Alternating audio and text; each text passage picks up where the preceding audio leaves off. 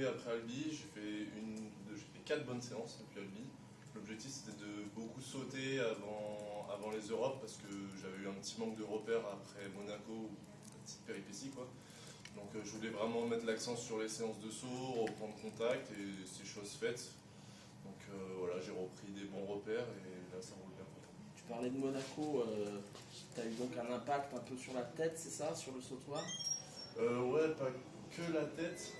Effectivement, j'ai fait un plat d'eau dans le butoir à ma tentative à 6 mètres.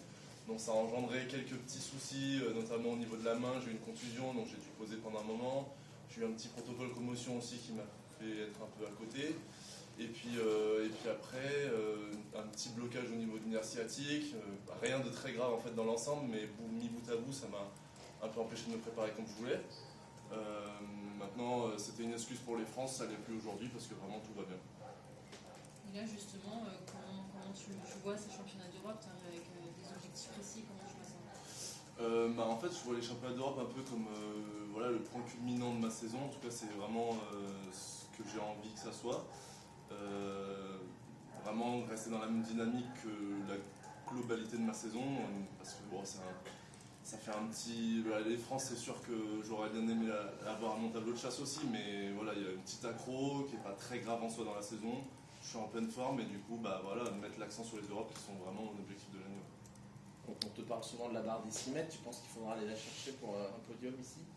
Assurément, ouais, je pense. En tout cas, je ne suis pas rentré dans une seule compète cet été sans me dire que je voulais faire 6 mètres pour gagner ou pour avoir une bonne place dans la compète. Donc, je pars sur le principe que ce sera pareil là.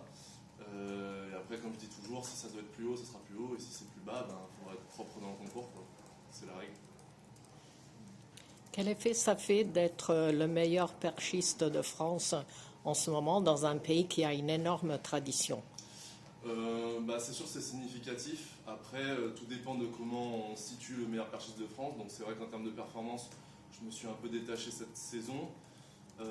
Pour autant, il y a eu les championnats de France où je me suis fait battre, donc ça ramène vite à la réalité. Et en fait, cette densité-là, justement, elle contribue justement à rester les pieds sur terre parce qu'on a d'abord cette première confrontation-là et ensuite la confrontation internationale. Donc c'est plutôt... on va dire que j'arrive dans des bonnes dispositions mentales en me disant que je suis légitime à être là. Maintenant, tout reste à faire. Et aussi une bonne régularité au haut niveau quand même.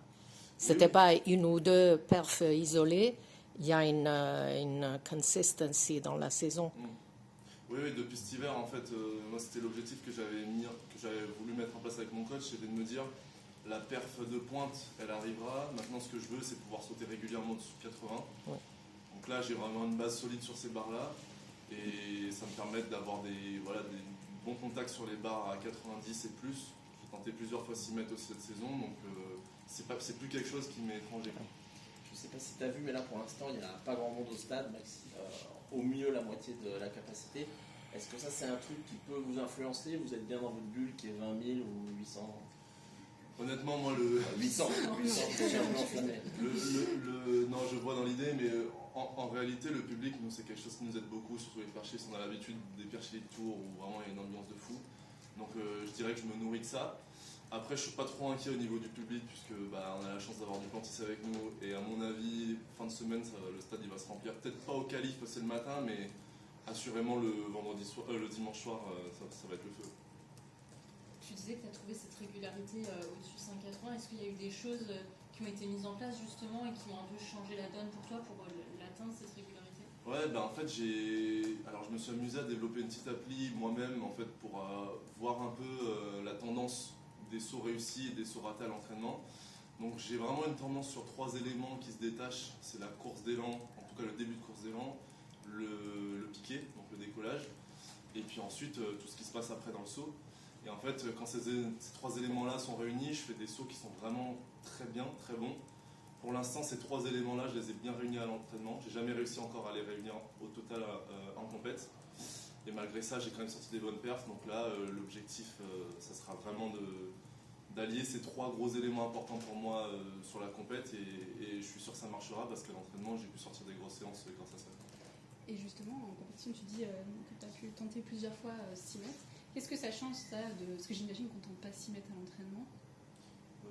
Avant, non, maintenant, moi, un peu plus quand même. Et qu'est-ce que ça change de pouvoir le faire de plus en plus souvent Bah, c'est clairement de banaliser la barre parce qu'en fait, finalement, quand on regarde sur le papier, 93 6 mètres, 7 cm, c'est que dalle entre guillemets. Mais bah, en fait, c'est quand sur le panneau affichage c'est affiché 6 mètres, on sait qu'il y a 25 mecs dans le monde qui l'ont passé. Donc forcément, quand ça s'affiche, on se dit, bon là c'est un moment important.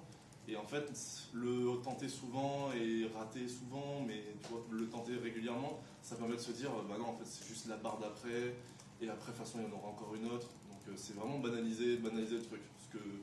Ce que après, le niveau mondial global contribue aussi à faire. Mais intérieurement, pour soi-même, c'est important. Moi, c'est tout bon. Merci. 6 mètres, est-ce qu'il faut des choses en plus, du nouveau matériel, plus de levier, ou est-ce que c'est pas au championnat d'Europe qu'on prend ce genre de risque de changement? Bah, en fait, ça va dépendre des conditions. L'idée, c'est pas de se focaliser sur un élément précis, prendre du levier, prendre des grosses perches. Moi, c'est ce qui m'a coûté ce saut à Monaco. J'ai voulu m'enflammer un peu dans les perches et voilà. Donc l'idée, c'est vraiment de rester concentré sur les conditions, faire des sauts qui sont très propres et qui vont ensuite amener à la perf sans se blesser. Donc c'est vraiment de voir sur chaque saut qu'est-ce qui peut me permettre de passer cette barre-là. J'ai quelques repères du coup maintenant parce que je l'ai tenté plusieurs fois. Je sais à peu près sur quelle perche je dois me retrouver, mais si on a vent de face, etc., je sais que ça ne sera pas forcément ce schéma-là à adopter, quoi. C'est ce qui fera la différence.